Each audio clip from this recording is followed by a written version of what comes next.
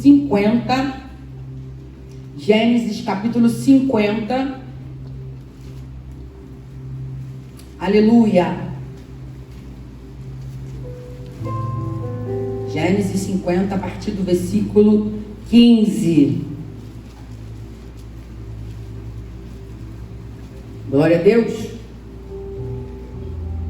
Vê se teu irmão encontrou aí, auxilia ele, é o primeiro livro da Bíblia. Todos encontraram? Amém. Gênesis 50, versículo 15. Vendo os irmãos de José que seu pai havia morrido, disseram: se José tiver rancor contra nós e resolver retribuir todo o mal que lhe causamos. Então mandaram um recado a José dizendo: antes de morrer o teu pai nos ordenou que te disséssemos o seguinte: peço-lhe que perdoe os erros e pecados de seus irmãos, que o trataram com tanta maldade. Agora, pois, perdoa os pecados dos servos do Deus do teu pai. Quando recebeu o recado, José chorou. Depois vieram seus irmãos, prostraram-se diante dele e disseram: aqui estamos, somos teus escravos. José, porém, lhes disse: não tenham medo, estaria eu no lugar de Deus? Vocês planejaram o mal contra mim, mas Deus o tornou em bem, para que hoje fosse preservado a vida de muitos. Eu quero repetir o versículo 20. Vocês planejaram o mal contra mim, mas Deus o tornou em bem, para que hoje fosse preservado a vida de muitos. Aleluia, aleluia. Você pode sentar glorificando o nome do Senhor. Que eu estou sentindo ele aqui, irmão. Tem uma palavra profética que eu quero que você libere aí. Você vai virar para o teu irmão, não precisa encostar a mão nele, mas você vai liberar uma palavra profética sobre a vida do teu irmão. Porque todas as vezes que Deus ele nos direciona a algo profético, ele nos direciona a uma palavra profética, você precisa agarrar e tomar posse. No 3 você vai liberar-se para a vida do teu irmão. Vai chegar a hora de Deus na sua vida. No 3, calma. Eu vou contar de 1 até 3 e você vai dizer: vai chegar a hora de Deus na sua vida. É 1, é 2, é 3. Vai chegar a hora de Deus na sua vida. Aleluia! Aplaude com força, meu querido. Ah, meu irmão, eu não sei você, mas eu mergulho com profundidade, porque a presença dele é maravilhosa. Que coisa linda. E quando você observa a história de José, irmãos, é uma história muito conhecida. Todo cristão que medita na palavra conhece a história de José. Mas quando você começa a meditar lá no capítulo 37 de Gênesis, no decorrer da narrativa da história desse jovem, você vai observar o processo doloroso que esse homem precisou enfrentar para alcançar o objetivo de Deus na vida dele. Quando você vê a história de José, José, filho de Jacó, fazia parte da linhagem de 11 filhos de Jacó, filho de Raquel. A Bíblia diz que Jacó amava José mais do que os seus irmãos, porque era o filho da sua velhice. Então o relacionamento de José com Jacó era um relacionamento diferenciado. E por causa disso, e por causa desse relacionamento, e por causa desse amor, os irmãos de José se incomodavam com esse relacionamento. Mas como assim, Jaqueline? Você está falando que Deus tem filhos prediletos? Não! O que eu estou dizendo é que Deus tem chamados específicos. Deus tem propósitos específicos na minha e na sua vida. E o que Deus tinha na vida de José era muito específico. O propósito que Deus tinha na vida de José era muito específico. E diz a palavra que Jacó manda fazer a túnica de Talá para o seu filho José. E o que significava aquela túnica, Jaqueline? Aquela túnica representava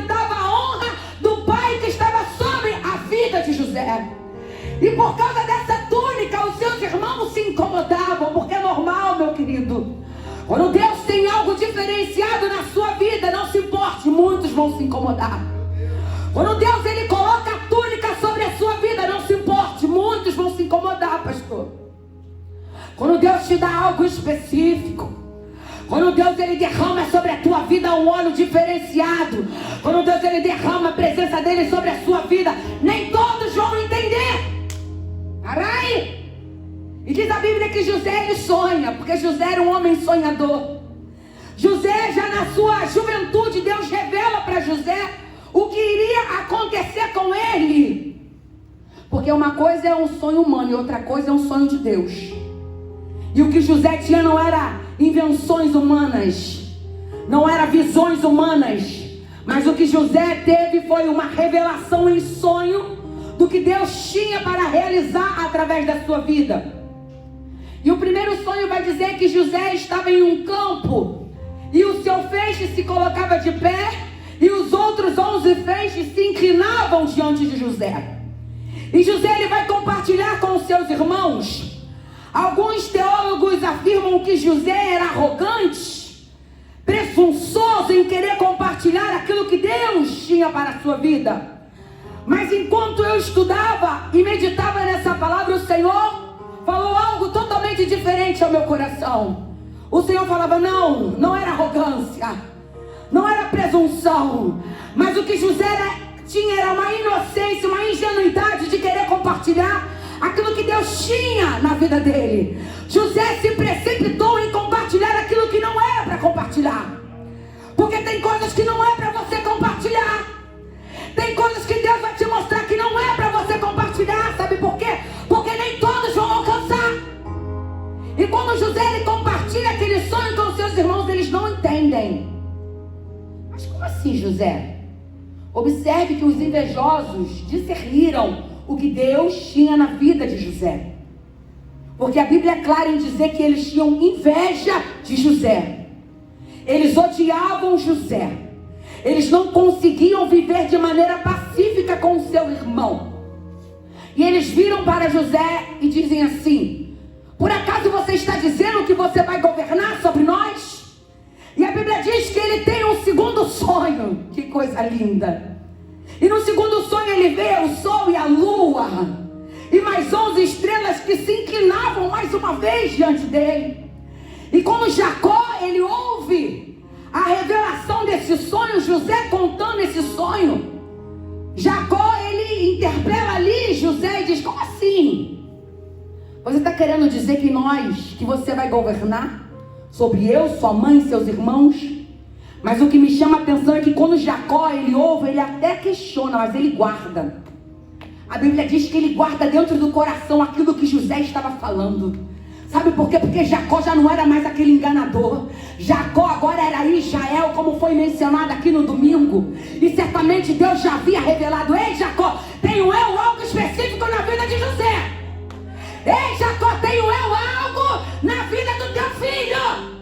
Narai, calamão, xerecalai. E aí começa a narrativa, a peregrinação de José em ter que lidar com pessoas que não entendiam aquilo que Deus tinha na vida dele. Porque, meu querido, nem todos vão alcançar o que Deus tem na sua vida. Nem todos vão alcançar os sonhos que Deus te deu. Muitas vezes você quer compartilhar, olha só, João Pedro, meu Deus, quero contar contigo. Aí João Pedro fala: mas João Pedro, palhaçada, quer se aparecer. Não é assim, irmãos? Está se excedendo demais, José. Para que essa palhaçada? Está se excedendo demais. Tu mora em Belfor Roxo, está sonhando demais. Essa igreja está localizada na estrada Belfor Roxo. Para que tudo isso, homem? Para que esse lustre? Para que tudo isso? Para que eu sou tão caro? Porque é para Deus. Porque é para Deus. Porque é para Deus.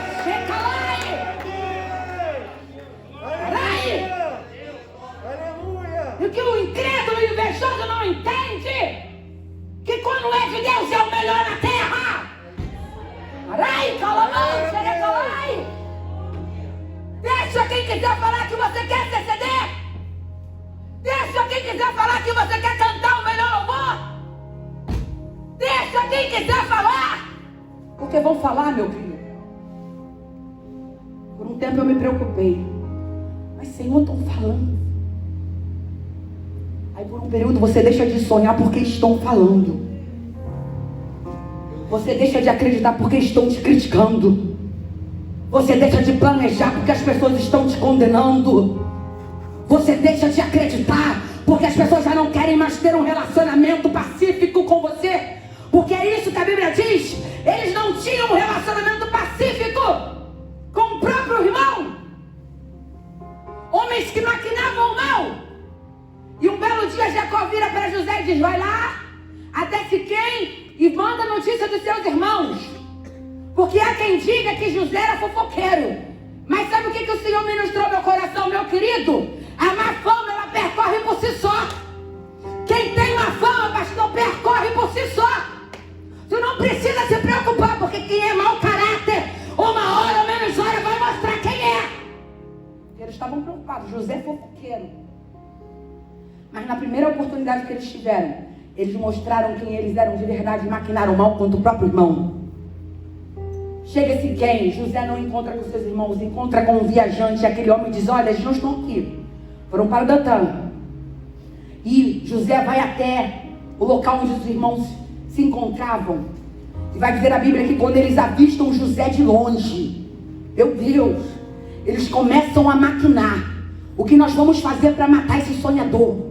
Meu Deus! Porque a Bíblia é clara em dizer, eles queriam matar os sonhos de José. Meu querido, quem não entende, o teu adversário quer matar os teus sonhos. Mas o Senhor te trouxe aqui nessa noite para te dizer: continua acreditando, continua acreditando, continua acreditando. Quando José chega diante daqueles homens, a primeira coisa que eles fazem é rasgar a túnica. Porque quem tem incomoda, meu querido. Quem tem incomoda quem não tem. Mas eles não entendiam que o que José tinha não era simplesmente a túnica. O que José tinha estava dentro. Ainda que tentem rasgar a tua túnica, está dentro. A presença está dentro. A autoridade está dentro. O brilho está dentro. Mas tira o microfone dela. Tira o microfone dele. Não adianta, está dentro. Tira a oportunidade dele. Tira a oportunidade dela. Está dentro. Está dentro. Está dentro. Ai, alai, xenerei. Vamos colocar ele no pior setor. Não importa, está dentro. Vamos colocar ele no pior horário. Não importa, está dentro. Vamos transferir ele para o pior setor. Não importa, está dentro. Vamos deixar ele lá na geladeira. Não importa, está dentro. Está dentro, está dentro, está dentro. Meu Deus! Eu me apeguei nessa palavra, irmão. Porque eu fico imaginando como esse menino sofreu. Eles rasgam a túnica, lançam ele dentro da cisterna e começam a conspirar. Imagine a cena! Dentro da cisterna e ouvir os próprios irmãos conspirarem. Como é que a gente vai matar ele? Meu Deus! Imagine, realiza a cena. Arai dentro da cisterna. Como é que a gente vai parar ele? Como é que a gente vai parar essa obra? Como é que a gente vai parar esse ministério? Mas eles não sabiam que à medida que eles maquinavam o mal, Deus estava revertendo o cenário. Eles não sabiam, estava maquinando, mas Deus estava revertendo, pastor. Ai, colai! Deixa quem quiser maquinar o mal. Necai. Eles pensavam que estavam matando, mas na verdade eles estavam empurrando, Paola. Eles estavam empurrando para o lugar que Deus queria. Meu Deus, isso é muito forte, irmãos. Se tu não alcançar nada do que eu falar nessa noite, pega somente isso. Ainda que maquinem o mal contra a tua vida, não importa. Deus está revertendo. Deus está revertendo. Deus está revertendo. Deus está revertendo, Gabi. Irei, calamão, chicalai. Eu creio, Jesus. Tu está numa igreja profética. Eu creio, Jesus. O ambiente é profético. Se tu não ficar ligado, o varão passa, o anjo passa e tu perde a bênção.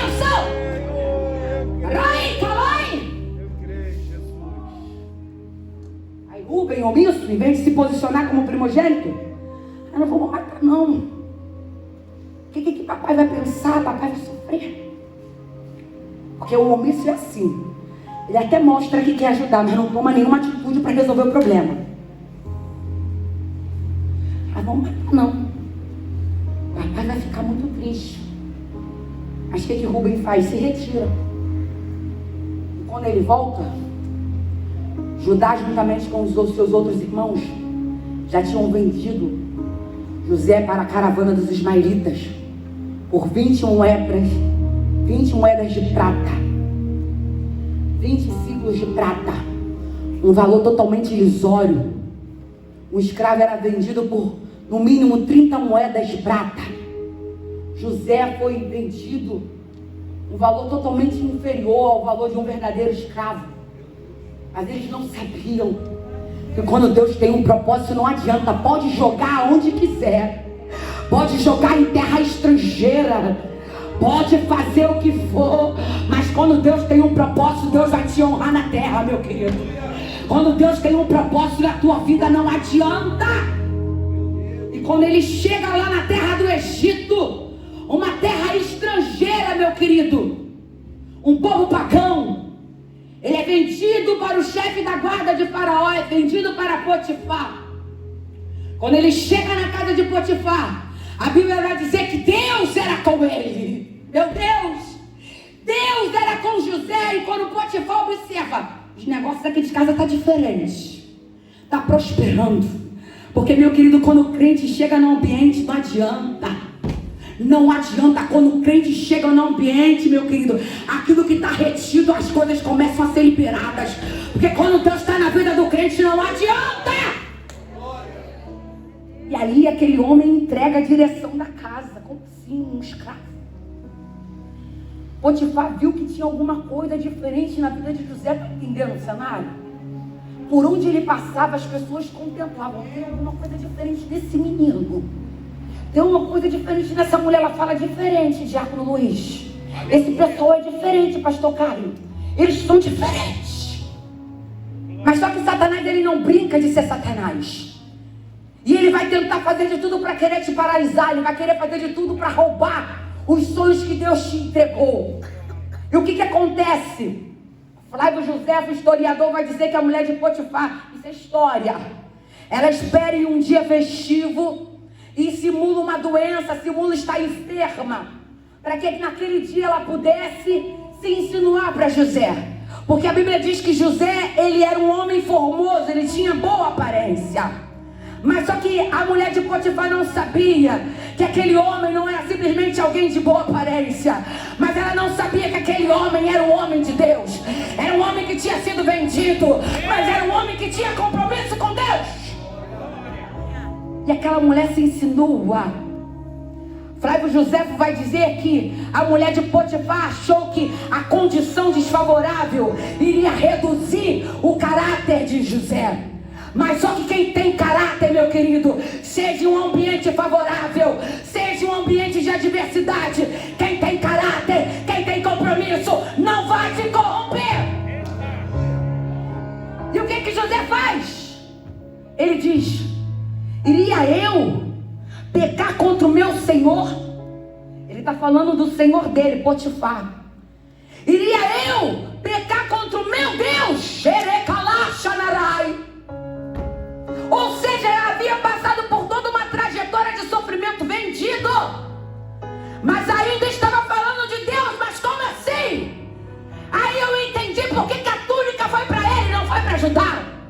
Aí eu entendi por que a túnica foi para ele e não para Rubem. Porque tem crente que quer ter a túnica, tem crente que quer ser honrado, mas na primeira dificuldade não aguenta, cai. É forte. Quer ter a túnica, quer ser honrado, quer sentar entre os príncipes, mas na primeira dificuldade não aguenta, cai. Porque, irmãos, é o que eu sempre falo, a mulher de Potifar devia ser qualquer piriguete, irmão. As mulheres egípcias eram mulheres bonitas, devia ter peitinho durinho, perninha torneada, meu irmão, toda trabalhada nas melhores especiarias. Porque Satanás, ele não vai vir com porcaria. Ele vai vir com banquete. Fica tu ligado, homem, fica tu ligada, mulher. Satanás, ele não vai vir com porcaria, mas ele vai vir com banquete. Mas é na hora do banquete que você mostra quem você é. É na hora do banquete do inferno que você mostra se você é de Deus ou não é. José, irmãos, era um homem fiel. Ele não era só fiel a Deus, mas ele era fiel em seus relacionamentos pessoais. Porque Potifar não estava na casa.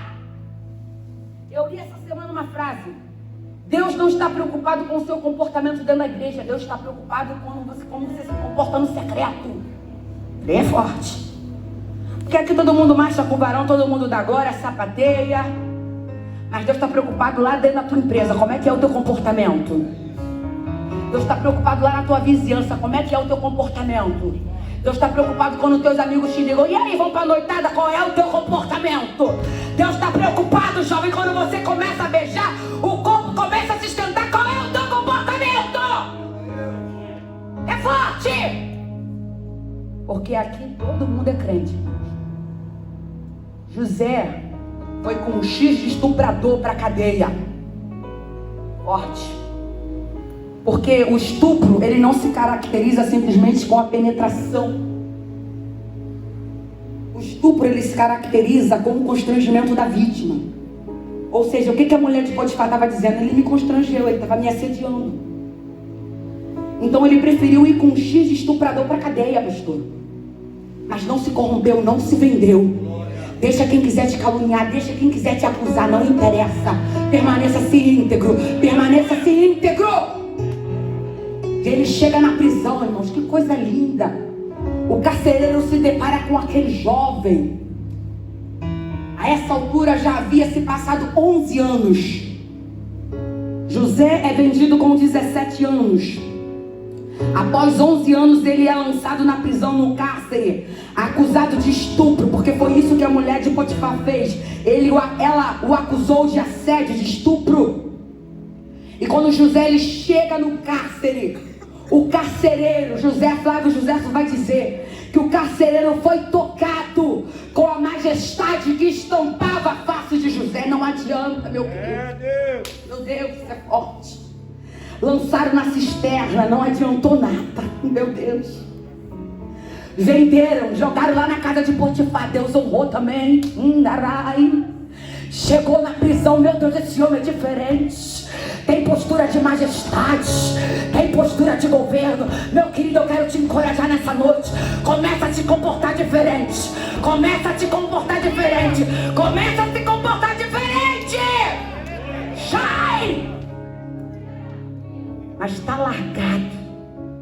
Ninguém está vendo. Começa a se comportar diferente. Quer viver um novo tempo? Quer cortar ciclos, quer encerrar ciclos na sua vida? Começa a se comportar diferente. Enquanto nós ministrávamos o estudo da palavra no domingo, Deus falava: quero levar a minha igreja a um novo patamar.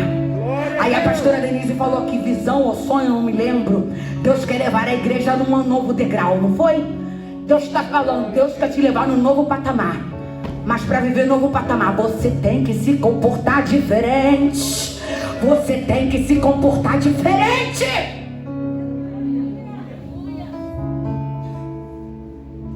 Que como assim? Eu nunca vi, irmãos. Se tem na Bíblia, depois você me conta. Nunca vi uma história de um prisioneiro que o carcereiro entrega o governo da prisão na mão dele. Como assim? O que José tinha, irmãos, que o carcereiro entregou as chaves da prisão? Direciona esse povo, que estou diferente. E vai dizer a palavra que ele se encontra com o copeiro e com o padeiro de Faraó dentro da prisão. E aqueles dois homens tiveram, ambos, um sonho. E José ele trouxe a interpretação de ambos os sonhos. Vai dizer a palavra que o padeiro ele sonha, e José interpreta que aquele sonho se daria em 3 dias. Ele iria ser enforcado, não iria retornar para o seu posto. E o copeiro, a revelação que José teve é que o copeiro em 3 dias iria retornar para o seu posto. E de acordo com o que José revelou, realmente aconteceu. E quando o copeiro ele é restabelecido para o seu posto, foi a única vez que eu vejo José pedindo ajuda, irmãos. No decorrer de 13 anos você não vê José murmurando contra Deus. No decorrer de 13 anos você não vê José questionando a Deus, pelo contrário. Se Deus era com ele é porque aquele homem era diferenciado. Se a Bíblia diz que Deus era com ele, meu querido, é porque ele tinha compromisso com Deus. Glória a Deus. E ele vira para aquele copeiro e diz: lembra-te de mim. Quando você estiver diante de Faraó, lembra-te de mim, porque eu não fiz nada para estar aqui. Eu fui roubado dos hebreus. Porque é uma diferença entre você pedir ajuda e você murmurar. O questionamento é diferente da murmuração. Quando você murmura, você está dizendo para Deus que Ele não é suficiente para resolver o teu problema. Mas quando você questiona, você está interpelando: Senhor, por que dessa situação? Então quando José está pedindo ajuda, ele está dizendo: Senhor, não estou mais suportando essa situação. Só que a Bíblia diz que se passam 2 anos e o copeiro não se lembra dele. Aí o Senhor ministrava no meu coração: não adianta pedir ajuda, minha filha. Não, fala para a minha igreja, não adianta pedir, porque só vai ser chamado na hora que chegar o tempo do céu. Meu querido, não, você não precisa bajular ninguém. Você não precisa conspirar contra ninguém. Você não precisa invejar o chamado de ninguém. Quando chegar a sua hora, Deus vai mandar te chamar. Aleluia. Carai, calai. Aleluia. Chegou a hora, manda chamar José. Chegou a hora, manda chamar José. Faraó sonha e o copeiro lembra: quando eu estava na prisão tinha um homem lá diferenciado. Narai Kalash, quando chegar a tua hora, meu querido, vão lembrar de você. Enquanto isso, fica firme no propósito. Semana passada eu estava assistindo um filme, Até o Último Homem. Quem já assistiu esse filme aqui? Já assisti várias vezes. Todas as vezes que eu choro, meu Deus, o Senhor fala comigo. É uma história verídica de um jovem, soldado Desmond Doss, que se inscreve, que se alista no exército para combater na Segunda Guerra Mundial. Só que ele se alista com um propósito diferenciado. Ele se alista não para matar, ele se alista para salvar. Como assim? Se alistou para a guerra? Quando você se alista para a guerra, você tem que estar disponível para matar e para morrer. Mas quando aquele jovem, ele chega lá, ele chega com um propósito. Deus direciona aquele homem: você vai para lá não para matar, não vai pegar em arma de fogo, você vai para lá para salvar. Estou falando rápido por causa que o tempo corre. E quando ele chega ali, naquele campo de batalha, naquele campo de treinamento, aquele homem é perseguido, aquele homem é humilhado, aquele homem é escarnecido, aquele homem é levado para uma corte marcial, a ponto do seu pai, veterano de guerra, interpelar por ele, para que ele não passasse a sua vida inteira dentro de uma prisão, acusado de crime militar. Então chega o dia da guerra. Que coisa linda, irmãos. Olha o mistério de um homem guiado por Deus. Ele chega diante da guerra, homens sanguinários, perna voando para tudo quanto é lado, sangue escorrendo, pessoas morrendo, a bomba explodindo. Narai, calai. Mas aquele homem não tinha sequer uma arma de fogo. Ele carregava uma Bíblia, pastor. Ele carregava uma Bíblia, ele carregava a palavra.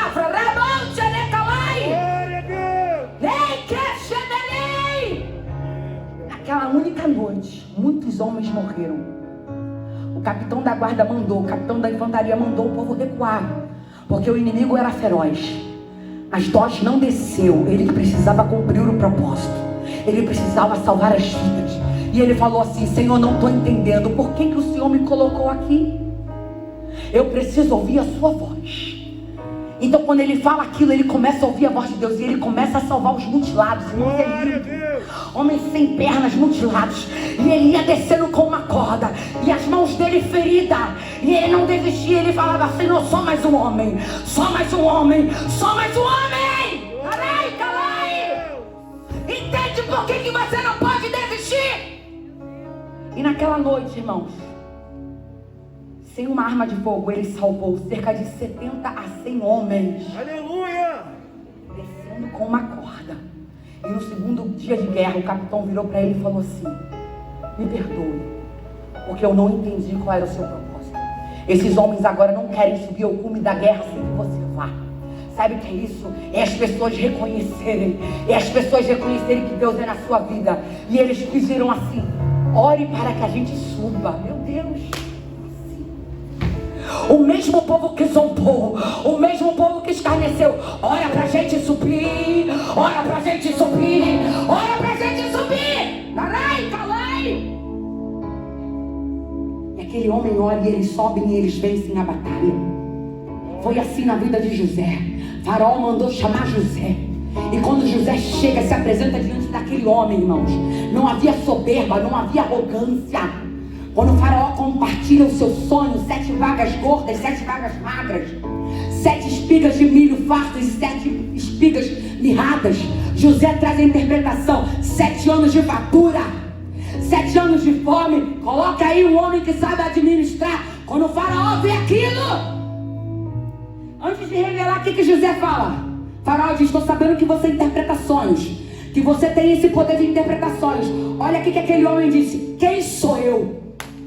O Deus, o Deus que irá te revelar. Quando chegar a tua hora, não se esqueça de quem te colocou lá. Irmãos, checai. Porque tem gente que esquece, pastor. Esquece de onde veio. Jamais me esquecerei do tempo que andei empurrando o carro de Baby Doll na estrada da Belfort hoje. Humilhação. Jamais me esquecerei da cama sem madeira que a gente colocou uma lata de tinta que explodiu, pastor. No meio da noite a casa foi tomada de tinta. Jamais me esquecerei. Jamais me esquecerei das humilhações. Jamais me esquecerei do lamaçal do esgoto que ele me tirou. Naracalai. Você não pode se esquecer. Você não pode se esquecer. Quando a honra chegar, não se esqueça. Quando a honra chegar, não se esqueça. Quando a honra chegar, não se esqueça. Coisa linda. Quem cai. E ele interpreta. E vai dizer a Bíblia, irmão. Que coisa linda, irmão. A hora passa tão rápido, pastor. Vai dizer a Bíblia que Faraó olha para José e diz: olha para os sábios que não tiveram autoridade de revelar aquele sonho. Encontraríamos outro homem como José, onde há um Espírito de Deus? Meu Deus, como assim? Um governador pagão olhou para José e disse: é você mesmo. Se eu fosse você, pegava essa palavra, meu querido. É você mesmo. É você mesmo que vão mandar chamar. É você mesmo. Aí o que Faraó faz? Coloca o anel de selar, o anel de autoridade. Abaixo de mim só estará você, José. Tudo irá ser coordenado de acordo com a tua vontade. Começa a administrar. E o que a Bíblia diz? Que ele coloca os arautos na frente do carro. Cai. E José vai atrás. E qual é a ordem? Incline-se. Incline-se, incline-se. Sabe o que é isso? É Deus dizendo: vão ter que dizer: foi Deus. Ele não tinha condições nenhuma, foi Deus. Ela não tinha condições nenhuma, foi Deus. Foi Deus, foi Deus. O sonho dele. Incline-se, incline-se, incline-se. Não adianta. 7 anos governando, administrando. Passaram-se 20 anos após ele ser vendido. Jacó manda os irmãos irem até José. Até o Egito, porque a fome havia chegado em Canaã também.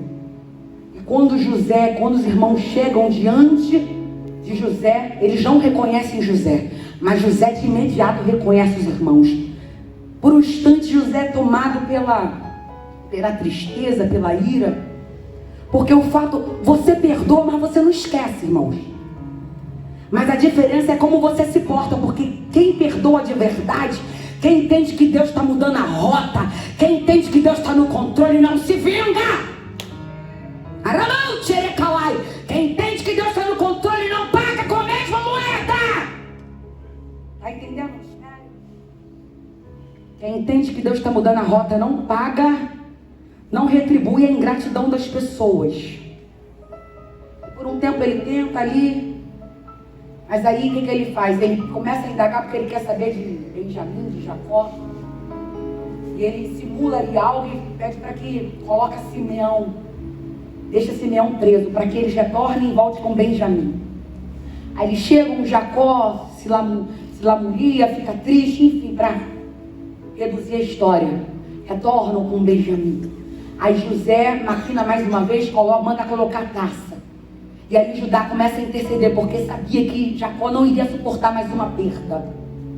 E aí o que acontece? Quando José entende, ouve o discurso de Judá, Ele percebeu, não posso mais me esconder, eu preciso revelar quem eu sou. Mas aqueles homens já haviam se inclinado, ou seja, o sonho de há 20 anos atrás já havia acontecido, se inclinaram. Isso não é soberba, é Bíblia, se inclinaram. José podia ter mandado matar, irmãos. Ele era governador do Egito, ele tinha poder, ele tinha autoridade, ele podia ter se vingado. Mas vai dizer a palavra que naquela noite ele chorou e todo o Egito ouviu o choro de José. Mas quando ele se revela para os seus irmãos, eles se abraçam, eles se beijam. E ele manda chamar Jacó, e Jacó vem, a sua família vem. Faraó recebe todo aquele povo ali de Canaã. E por um período, a família esteve ali com José. Diz a Bíblia que Jacó chegou com 130 anos no Egito, ainda viveu 17 anos. Morreu com 147 anos. E quando Jacó morre, aí entra onde eu li. Os irmãos começam a se preocupar. Agora ele vai se vingar da gente, porque Jacó morreu. Só que eles não entendiam que José era diferenciado. E eles começam a pedir, não se vingue da gente. Não se vingue da gente. Mas por que José não se vingou? Porque ele entendeu que ainda que estivessem maquinando mal, eles estavam só empurrando ele para a vontade de Deus. Eles estavam empurrando ele para a vontade soberana de Deus. E sem mais delongas, eu quero te convidar a ficar de pé. A hora é pacífica.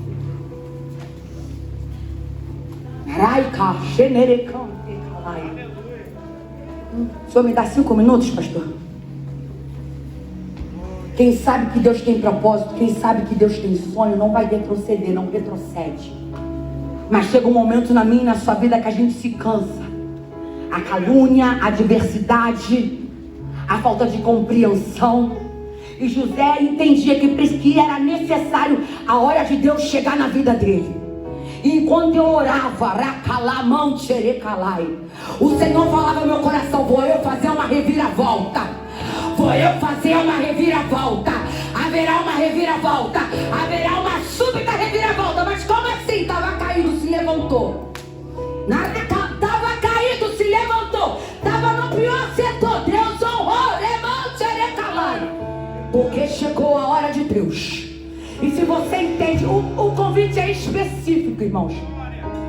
Eu preciso dessa hora, Senhor. Eu preciso dessa reviravolta.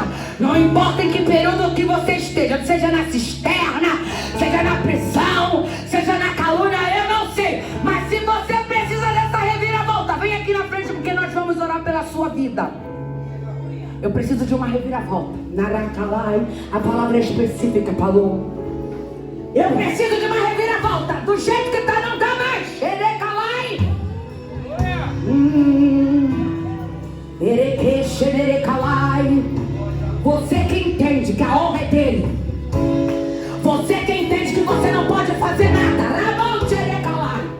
Você que entende que quando a honra chegar, você não vai atribuir ao momento. Erecalamão xerecalai xanarai.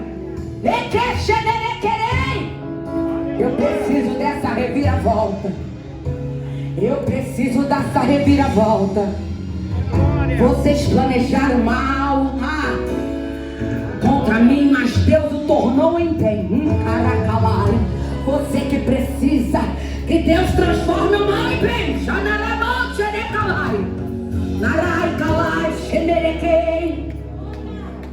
Eu creio nessa palavra. Vai fechar o teu olho e vai começar a clamar a Deus.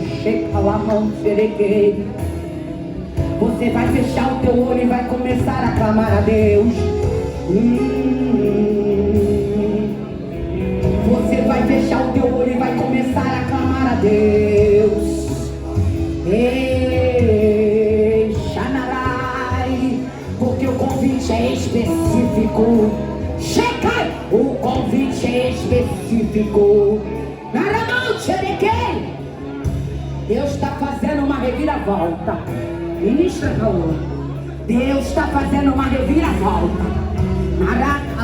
Eu creio nessa palavra, João Pedro. Solta um som de guerra.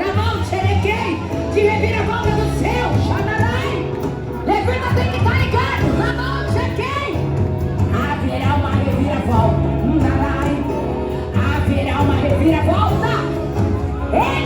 Vá